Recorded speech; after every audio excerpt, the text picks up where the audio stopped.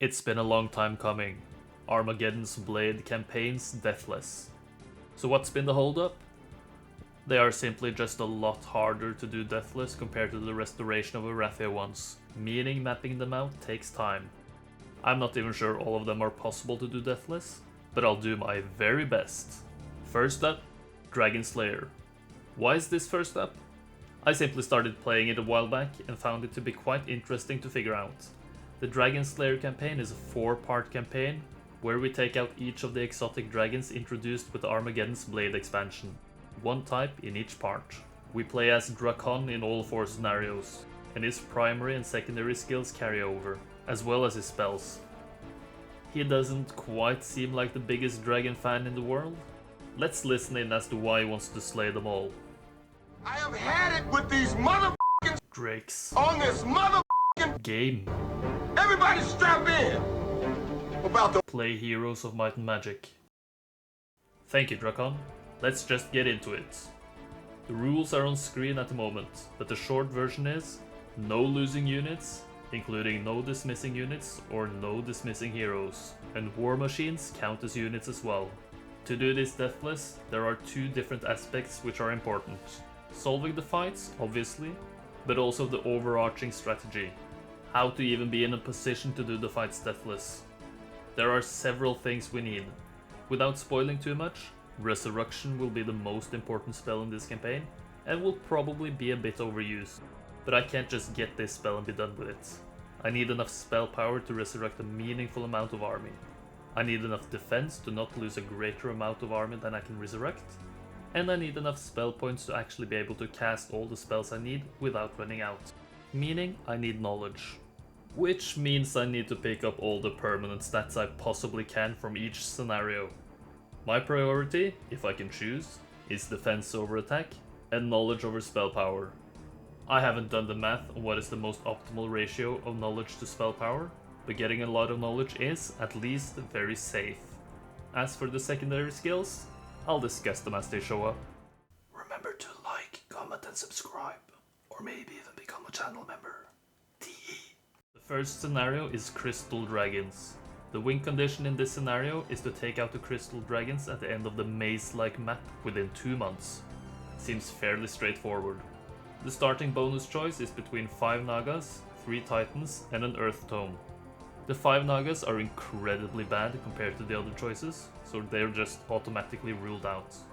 The Earth Tome guarantees me resurrection, which would be nice, but I need to have that spell available throughout the campaign, not just the first scenario. And the 3 Titans are just incredibly strong as a bonus, so I'm just going with the Titans. The way to the Crystal Dragons is to take the western path, then east to the portals. But I want to pick up all the primary skill ups I can, meaning my path will look a bit more like this. First east for the +1 knowledge, then the second westernmost path for the +2 defense, then take a round trip in the middle zone to get all the skill ups available before heading for the dragons. Also, I'm limited to level 8, limiting my overall possibilities. The twist in this scenario is that I only get 1 town, which has a mage guild level 5, blacksmith, wall of knowledge and a library built. Nothing else can be built, meaning the quite large starting army is all I have to work with for the entirety of this scenario, making the Titan bonus even better. Dracon starts off with 3 secondary skills: basic pathfinding, basic wisdom and basic sorcery. Only wisdom is very useful. He can also upgrade Magi's to enchanters, which isn't all that useful here. In order to guarantee good spells in the Mage Guild, I enter the fight against the Earth Elementals, reset twice, and make sure I get what I'm looking for. There are several good spells here. Haste and Bless are always good. Blind will come in handy at several points in this playthrough. Teleport and Force Field will both be used at certain points, but the most important spell to get is obviously Resurrection. This is a good haul. I swing by the Witch Hut, which always has Earth Magic, which is necessary to have at an advanced level to permanently resurrect creatures, and then enter the town. I leave everything but the Titans in town, remember to pick up the spellbook, which is extremely easy to forget, believe you me, and engage the Earth Elementals. This is quite the difficult fight to start off the scenario. 120 Earth Ellis, and 20 Magmas. The plan? Kite, kite, kite. I need to take out the Magmas and then I can start kiting. Hitting the Magmas on turn 1 and 2, I let them reach me on turn 3 and take them out with a retaliation. The Titans really are that strong. Now, the kiting begins. How does this work? Well, I use the terrain to force them to take bad paths and abuse their low speed to get a hit in before I move. So move, hit, move, hit, move, hit. Here and there, I take a hit if I can be certain I will live the hit, as it would let me set up the move-hit rhythm again. It takes me 35 rounds of this to finally take out the final Earth Elemental, but boy oh boy is it worth it. I pick up Intelligence, as spell points will be very important later. Advanced Wisdom over Air Magic is due to the fact that one of the Witch Huts always teach Air Magic, and getting it there instead of on level up gets me my maxed out skill tree earlier, and then Expert Wisdom and Advanced Intelligence.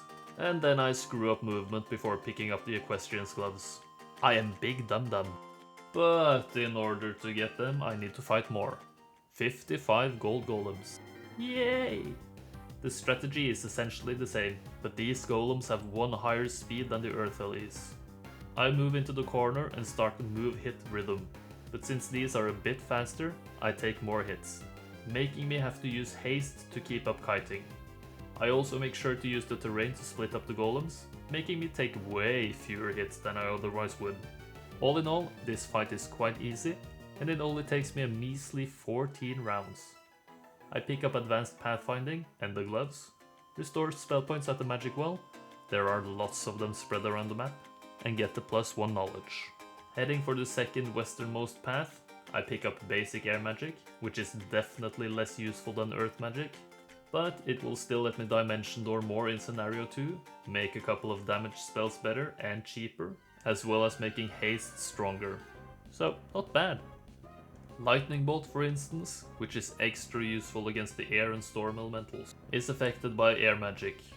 The strategy here is to Lightning Bolt a lot, and kite using the underrated teleport spell, since I don't have slow. Using this strategy, I take out the elementals quite easily, and eventually get Expert Intelligence, making my max amount of spell points quite high. +2 defense is also picked up. Against the fire elementals, I use the highly underutilized Frost Ring spell. It's underutilized for a reason. It's bad. This fight is the fight I needed teleport for. Fire elementals do way too much damage.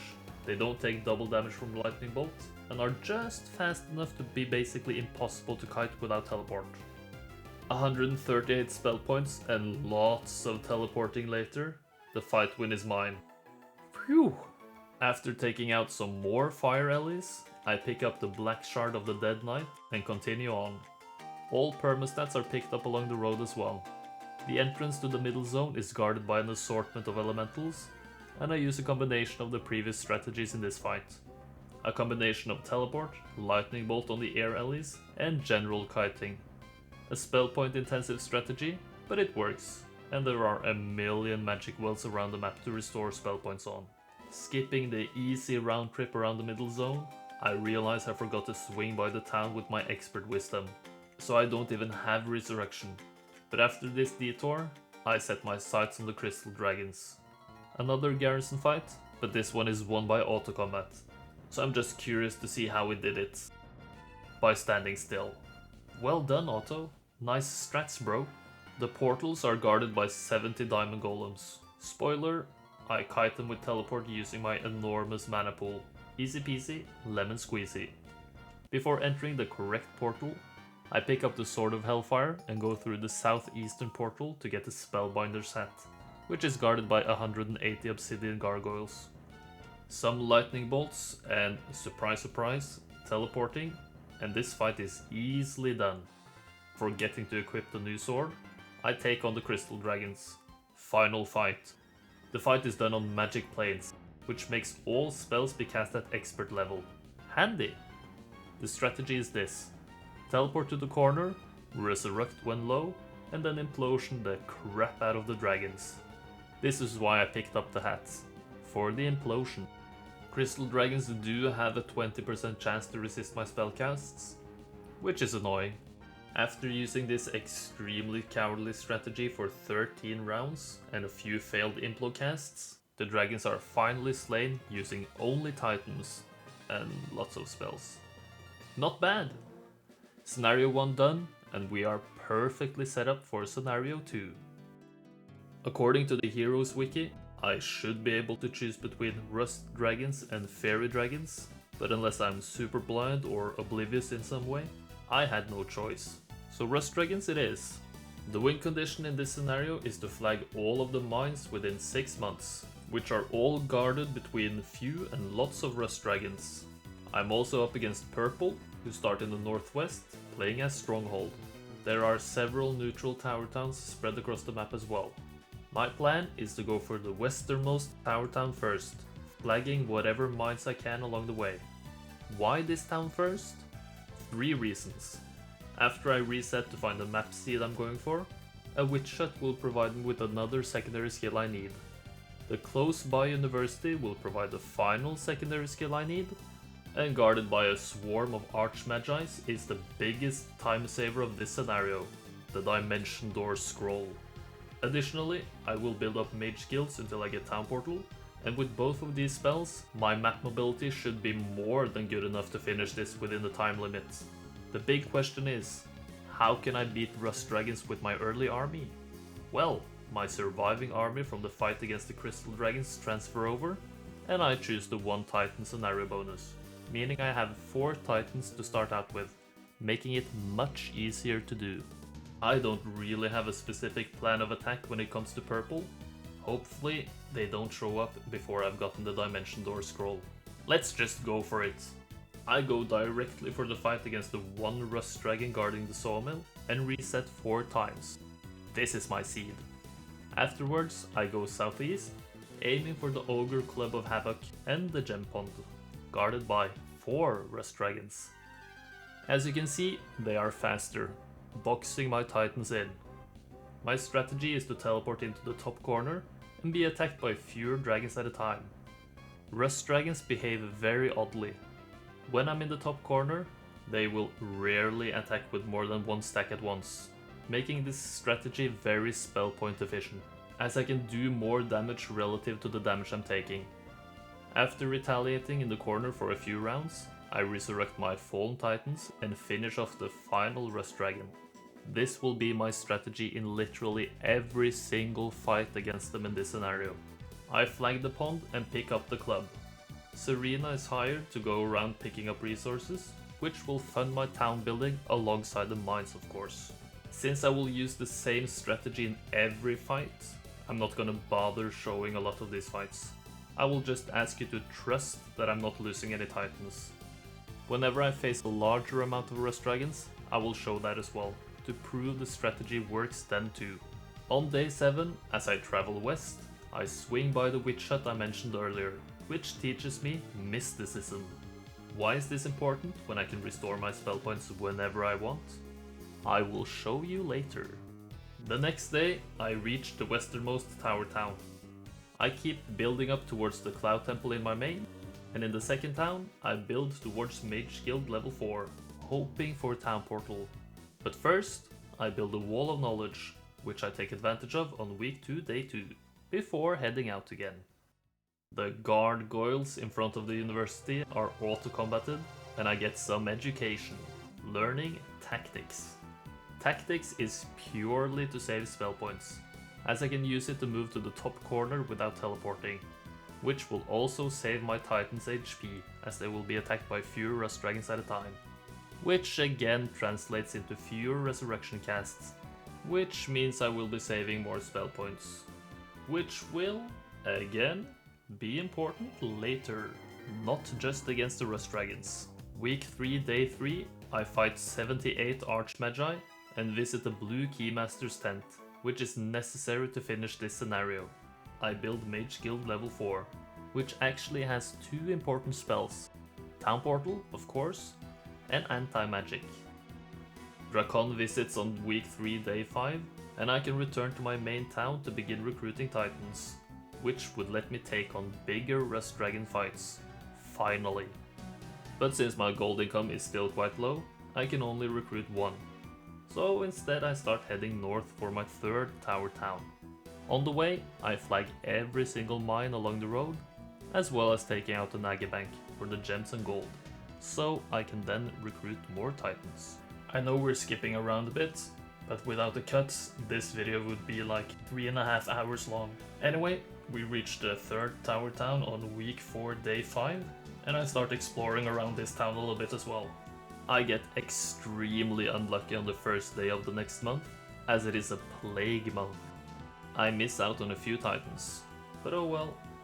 I pick up the 2 in my main town, town portal to the west town, and head for the big archmage I fight, for the dimension door scroll. The strategy is simply to abuse my enormous spell point pool to kill the magi with spells, slowly but surely. Meteor Shower is my spell of choice, which takes out 14 magi in each stack each cast. Who will win? 400 laser mages or 1 spellcasty boy? 15 rounds and 150 spell points later, and it seems the spellcasty boy is superior. Who knew? Using this new toy, I can really start moving around the map quickly. I enter this very secluded and very secret area, only reachable by Dimension Door, and fly, and free Crag Hack from his prison. He thanks Dracon by trading his Lion's Shield of Courage over, and is just left chilling there for the rest of the scenario. Later, Crag. Immediately after, I see a purple hero sniffing around, flagging a gold mine. I can't have that. That crap is mine. Shiva's army is not too shabby, but nothing my boy Dracon can't handle. Flagging the mine, it's time to end Shiva's existence. Auto loses, unsurprisingly, but I can take her myself. My incredibly superior spellcasting will make the difference.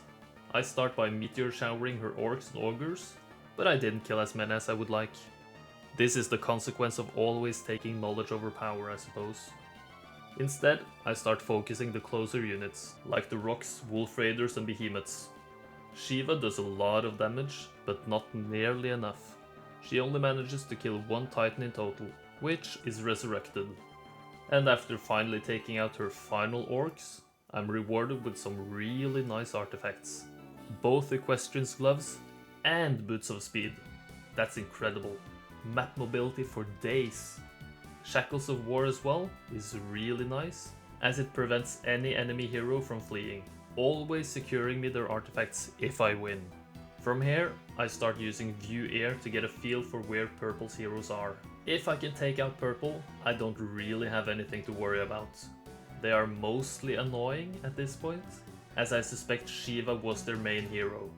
After taking my 4th town and building Lookout Tower, I find Zubin hanging around. Dimension Door is always super OP, and I reach him from basically unreachable distance. Poor lad is just auto-combated. He can't flee either because of the shackles. I love it. I start heading for Purple's starting zone, finding a Dragon Utopia along the way.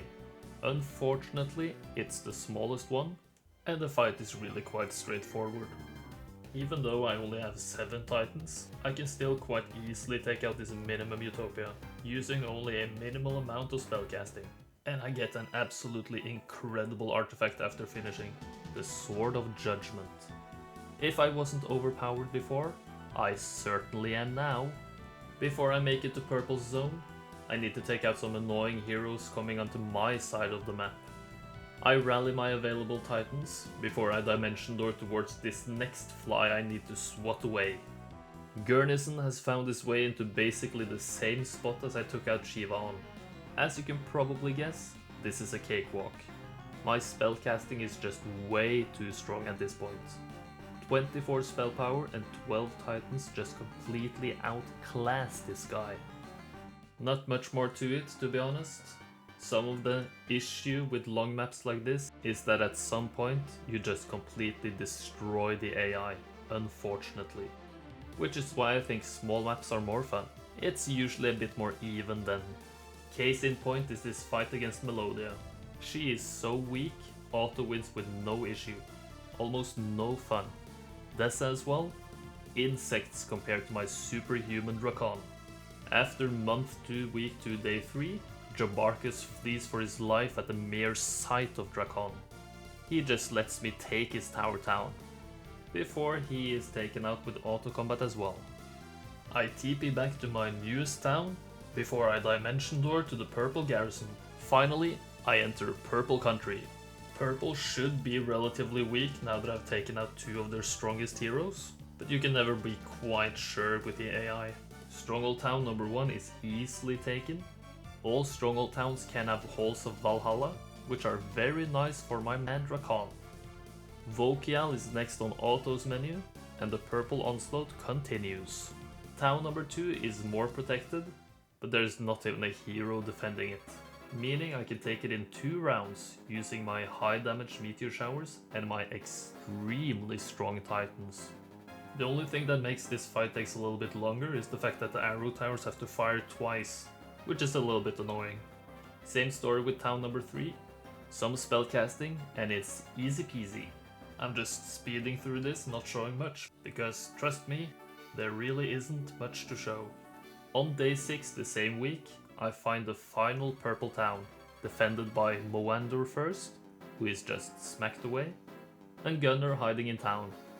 His army is honestly pathetic, meaning I can just once again meteor shower and kill. Dracon's stats and spells are just way too much at this point. After Gunnar is taken out, purple is gone, and all I have left is to find all the mines I need to flag and all the stats I need to collect. Let me tell you, this was a slog and a half. Month 2, week 3, day 1, I hired the next bunch of titans, leaving me with a nice amount of 20. 2 days later, I take on the first lots amount of rusties, 25. The general strategy is still the same. Hide in the corner, but for some reason, the rusties want to attack 2 stacks at a time this time. No idea why. AI behavior is quite erratic at times. Using meteor showers and resurrections, this fight is trivial as well. At this point, I'm so strong that there's just no way to lose, so I'm just gonna time skip until the end. On month 2, week 4, day 7, I make a round trip to the towns with primary skill level ups I haven't collected already, and mage skills with spells I haven't learned, before I dimension door towards the final mine. This little zone can be accessed from the portal all the way northwest, and is packed with resources, preventing me from just yeeting in to begin with. I need to go through the portal first, which I already did before I made the round trip for all the stats and the spells. This portal you need the blue Keymaster's tent to access, which is why I picked it up earlier. Anyway, final rusty fight, and I let Auto finish it in the background, in style. Victory on month 3. Fairly quick I suppose, but this is not my favorite scenario, to put it lightly. I'm glad it's over with. The same fight over and over essentially. Not at all that interesting. On to the next. Fairy Dragons is up next. The win condition on this map is simply to take out the Fairy Dragons located on this island within 6 months. The game tells you only one of these 3 is necessary to kill to win, but somehow you always end up picking the correct one last, no matter the order you kill them in. Anyway, the road to victory starts at the east part of the map. In order to reach the Fairy Dragon Island, I need to reach this northwestern spot and travel to the southern island, and then take the one-way portal to the dragons, which requires a Keymaster's tent located here. On the way, there are lots of fights involving Fairy Dragons, as well as a light blue Keymaster's tent guarded by a handful of Nagas, as well as a red Keymaster's tent needing a visiting. Should be interesting? It certainly is. I'm not sure which scenario bonus is objectively the best, so I just go for the Altar of Wishes for no particular reason. All 3 options are good, so you can't really go wrong here. My strategy will be to go for a big stack of Titans, yet again. But it takes a while to build the Cloud Temple, so finally, I get to take advantage of Dracon's Magi upgrading ability in good conscience. Let's begin. No Titans available from the beginning, so I recruit the 4 Magi available in town, upgrade them, and I can leave town with a nice stack of 13 enchanters, which are tier 6 ranged creatures for those unaware. Already on day 1, the fighting begins. as a bunch of castle boys try to defend the Redwood Observatory. This is one of the times the air orb starting bonus would be advantageous. Enhanced chain lightning damage. Unsurprisingly, my level 24 stats, which is the level I am limited to in both this and the Rust Dragon scenario, are way too much for these poor regular guys. After a combination of chain lightning, meteor shower and ranged attacks, I just win. A little side note, this is where pathfinding comes in handy. Enchanters are not native to snowy terrain, which is why Dracon starts with this secondary skill, I think. Heading north is purely for the primary skill level ups, and around the map there are lots of Pandora's boxes and hidden fights against fairy dragons, so beware when just walking around. Rissa is recruited purely for resource up picking, and she has to be very careful. On day 7, I build a Cloud Temple, after doing a few trades in order to get the ore necessary, but I still cannot upgrade it. I need a lot more resources still. Week 2, day 1, I head south, which also brings along the first fairy dragon fight. Auto loses, unsurprisingly, as this takes some spell casting to win. It's still risky as they have a passive basic magic mirror, so the strategy is to split up the enchanters. And after one of the stacks is taken out, I anti-magic the second stack, which makes the fairy dragon unable to cast its spells. I then take a melee hit, but they do pathetic amounts of damage for a tier 7 creature. I then slow to make sure I outspeed, and then blind. Now I can resurrect the fallen stack of enchanters before passing a bunch of turns, waiting for the anti-magic to run out. I then completely forget blind also runs out, so don't judge me too hard here. After finally remembering the order of operations, I start taking out the dragons, using implosion and ranged hits. I made it a lot harder than it needed to be, but I got there in the end. Yay! The second tower town is reached on week 2, day 6, and the fight follows the same general principle: shoot and resurrect. This obviously would have been a lot easier if I just remembered to, keep the enchanters in one stack instead of 2, so it requires some finesse to get right. I get it right. Eventually. But still, it's quite easy compared to the fairy dragons. The resource collecting then continues until I finally get to upgrade the Cloud Temple on week 3, day 5. And I get enough resources to recruit 4 out of the 5 titans the next day. But I'm still not strong enough to explore the rest of the map yet.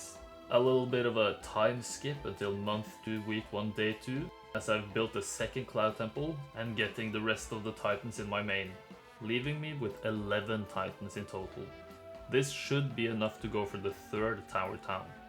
The road to this town is blocked by a Pandora's box, which is guarded by a whopping 35 fairy dragons.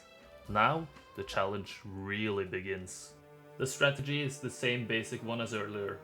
The dragons burn, zap and burn even more of my titans, killing 9 in one turn. Jeez. The key to winning is to survive and then start using the anti-magic strategy. But first, slow. Then anti-magic. After I try to damage the fairy dragons a little bit and then wait the next turn, one of the dragons morales, of course, killing another titan. Only one left. The path to victory is through blind, but now we see the genius of this strategy. Even though the innate magic mirror reflects the blind, the anti-magic stops the reflected blind. Nice. I'm still quite far down in the mud though. I try again the next turn, and now it works. Thankfully. Failing twice in a row would be a 4% chance, and I don't feel like being unlucky today. The following turn, I blind the closest stack, before blinding the final stack the turn after. Now, I just wait out the anti-magic. Eventually, I resurrect a few of my titans, just in case I should forget the order of operations again. And then, I recast slow. Then make a bit of a risky play to not anti-magic before recasting blind on the dragons. But I'm lucky this time. It wouldn't have killed me to get the blind reflected, maybe, but it would cost me time.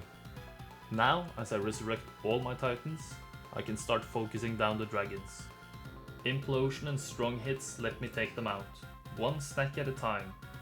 After remembering to recast anti-magic, of course. Because who in their right mind would ever fight fairy dragons without anti-magic? No way anyone lets their enchanters stack die for that reason, right lads? Thank Christian for a resurrection.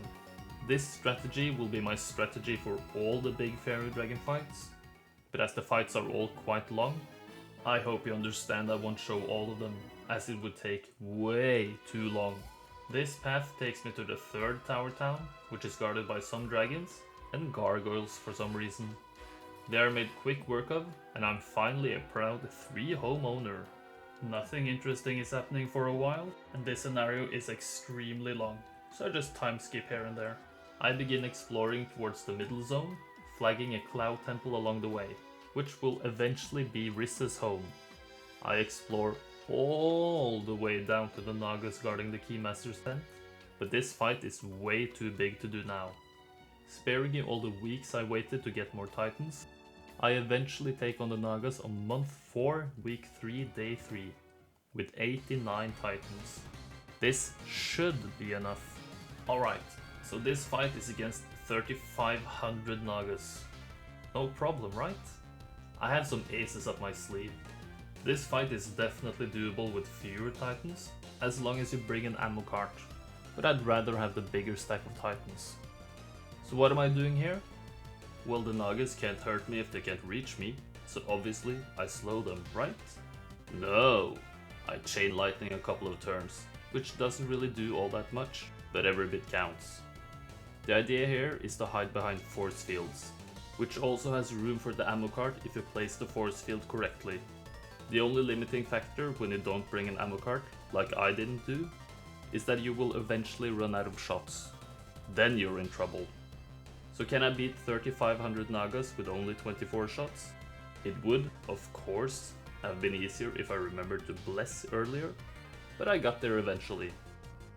The fight is essentially cast force field and implosion every other turn, and make sure to not waste a titan shot on a small stack. Blessed titans kill about 120 Nagas in one shot, which is quite a large amount. Due to some morals, I run out of shots on turn 21, but in that time, I've managed to slim down the Nagas to a reasonable number. Now I cast slow and can start kiting them around, still casting implosion every turn. In the end, after implosioning the remaining Naga stack a mere 8273 times, I finally move in for the kill on turn 36. What a fight! Afterwards, I finally visit the Keymaster's tent before I move northeast. I pass by a tower town, which needs a green Keymaster's tent visited, which is located a bit further north. On day 7 the same week, I take on a garrison with a bunch of fairy dragons. But due to my now enormous army, this is just a cakewalk. It still takes a bunch of rounds, as I need to wait out the anti-magic, but it's still easy peasy. After the garrison fight, I'm ambushed by some more dragons, but this is also, of course, easy peasy.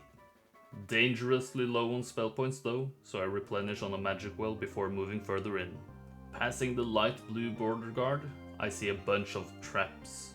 I mean Pandora's boxes. And the green tent.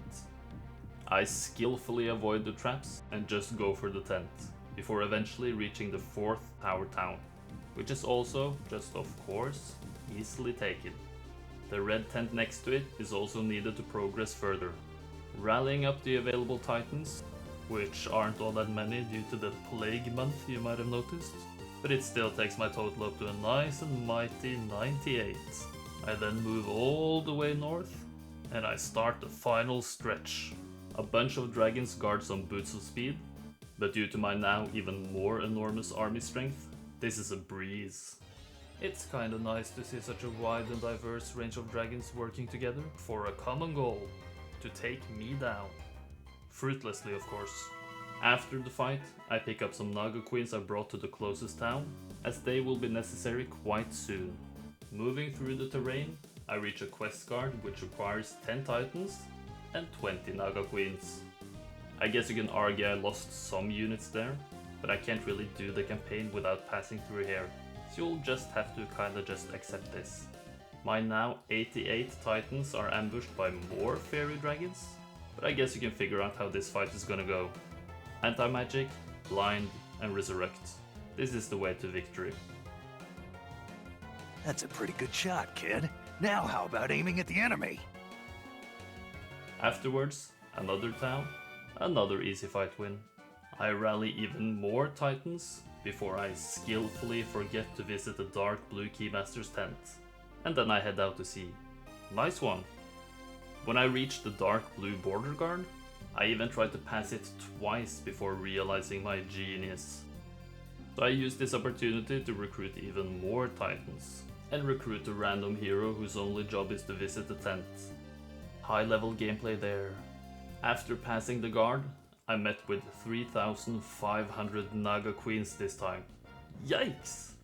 But since I've already explained what the strategy is here against the regular Nagas, I'll spare you the entire fight. There are a couple of minor differences though. For instance, this fight is on snowy terrain. As its Naga Queens are a little bit faster than regular Nagas, I have to slow them first. But the general principle is the same, meaning force fields. Spoiler alert, I win. Even easier this time. I didn't even run out of shots. Alright, final battles. 100 fairy dragons. But it's quite anticlimactic. You know what the strategy is. I know you know what the strategy is. You know I'm not gonna show you 33 rounds of me waiting out my anti-magic. I know you know I'm not gonna... Yeah, you get the point. All three fights follow the exact same strategy. At this point, it really isn't that difficult. 3 fights, 3 wins. The real challenge here is basically to figure out what the one strategy you need is, and then making sure you don't screw up, which I didn't. So that's nice.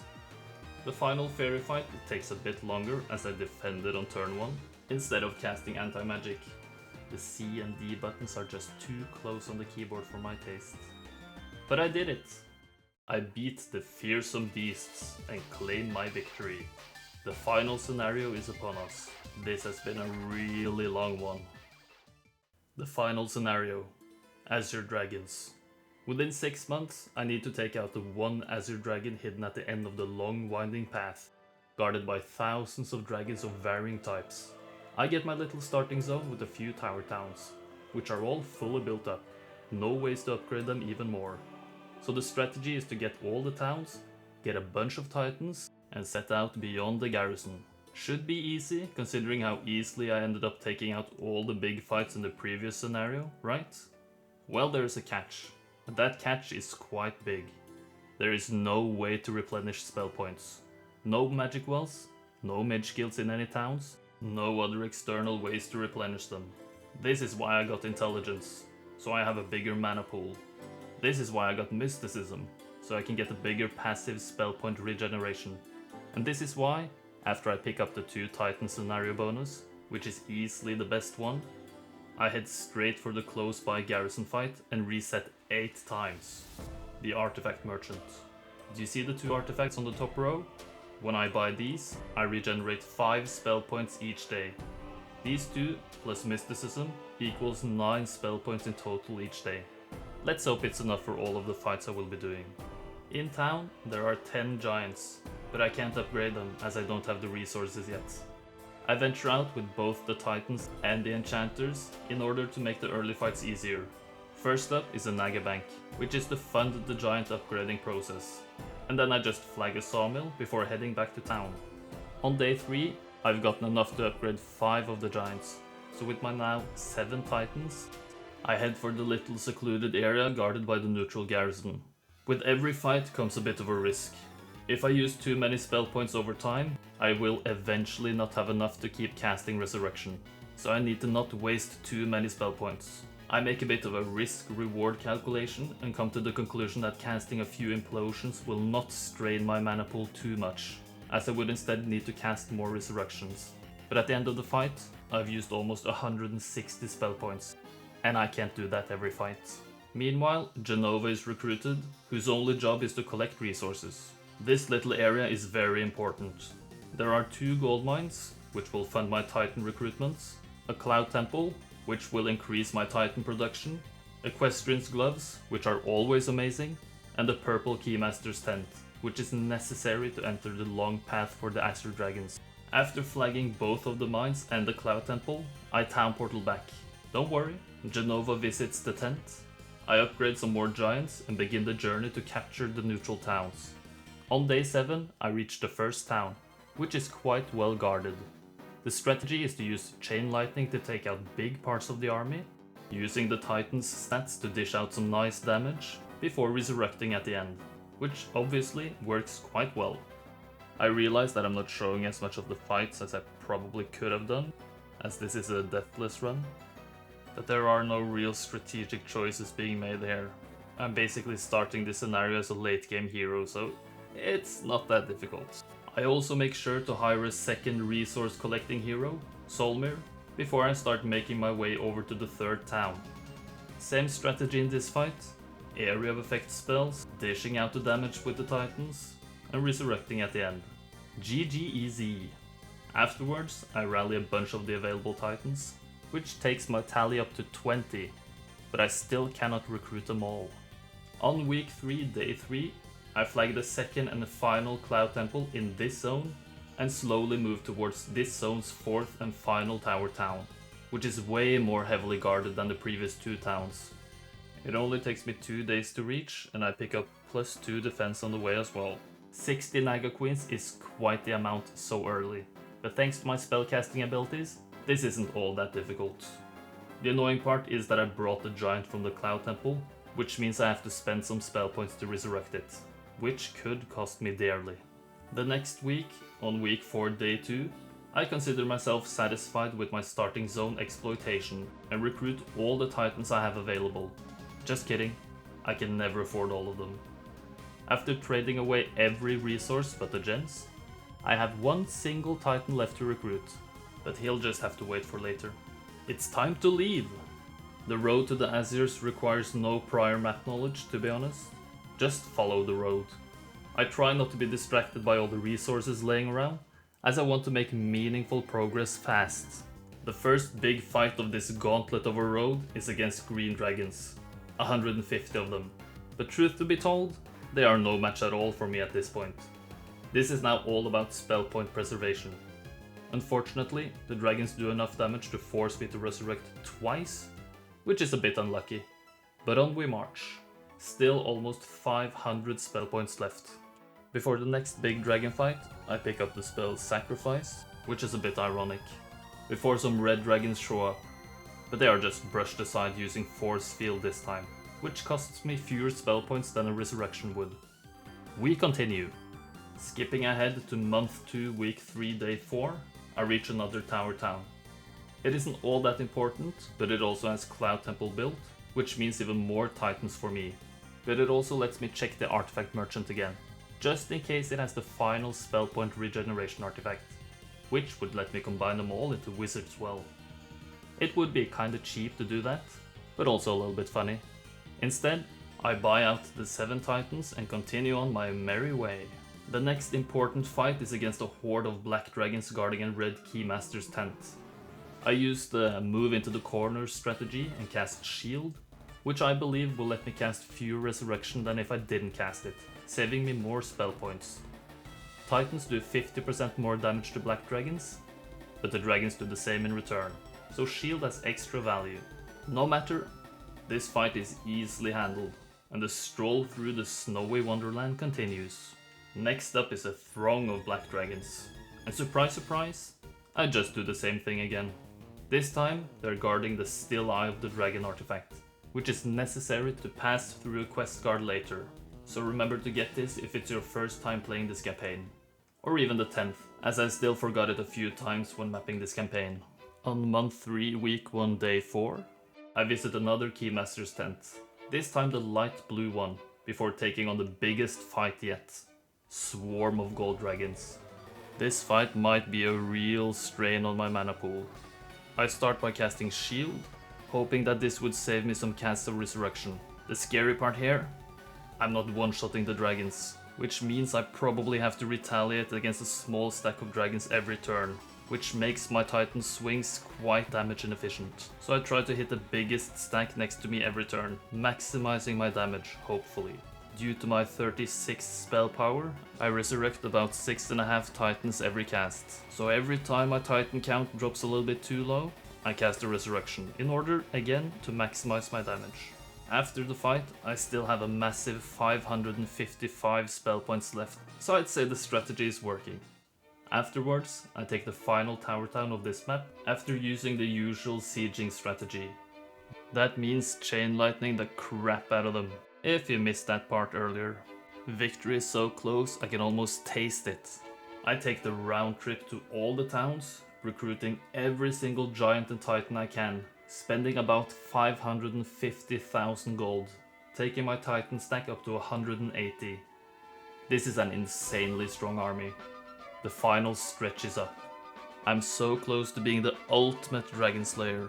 My trip through the Winter Wonderland is almost over. But first, we have to get past some more dragons. We get a blast from the past. Rust Dragons. I used the same strategy as I did way back when, 25 minutes ago maybe. But the Rusties don't want to play ball this time. They don't want to leave my titans alone with just one stack. They're all going in. Too bad, they're really just no match at all against me now. We can really see the power of the 180 titans. They're one-shotting entire Rusty stacks. That's over 15,000 damage every hit. Compared to where we started, this is just insane. But you know what they say? There's always a bigger fish out there somewhere. And that somewhere? It's really close now. The quest guard which requires the Still Eye blocks me from the Garden of Eden, which is the Azure Dragon's home. Thankfully, I come prepared. I hand it over and set my sights on this big blue boy. My overall strategy has been good. I still have 400 spell points left. The first 50 Azures are engaged. I use the usual fighting strategy, head to the corner and shield up. The Azures are extremely strong, the strongest creatures in HOMM3 by far. Due to the low amount per stack, they are very easily one-shot. So I might have come a little bit over-prepared. I barely even take damage. Wow. The first time I came to this position, I was completely out of spell points. So I may have overcorrected a little bit strategy-wise. In the end, this fight didn't demand too much of me spell points wise, but you're not gonna hear me complaining. There's still one big fight left. A throng of Azure Dragons. The last stand of the Azures. Same initial strategy, go into the corner, retaliate a little bit, and then cast shield. The major difference between this fight and the last fight? I don't one-shot this time. The stack sizes are too big. But I have another ace up my sleeve. This ace is absolutely not necessary to use, but when this opportunity arises, you just have to take it. Slayer. Increasing the amount of damage inflicted against dragons. This is gonna be fun. My titans now do 12 to 18,000 damage per swing. Wow! Now I just one-shot everything. Huge swing here, huge swing there. The dragons stand no chance. I even have 1,000,000 spell points left. Dare I say that my overall strategy was perfect? Close to perfect at least? In the end, 100 Azures are swept aside easily. This is incredible. And so satisfying. The leader of the pack is left. The single Azure Dragon I need to kill to win. I've moved forward, taunting it. Come get it. It moves in, hits, and for good measure, my titans have good luck shining on them for the final hit of the campaign.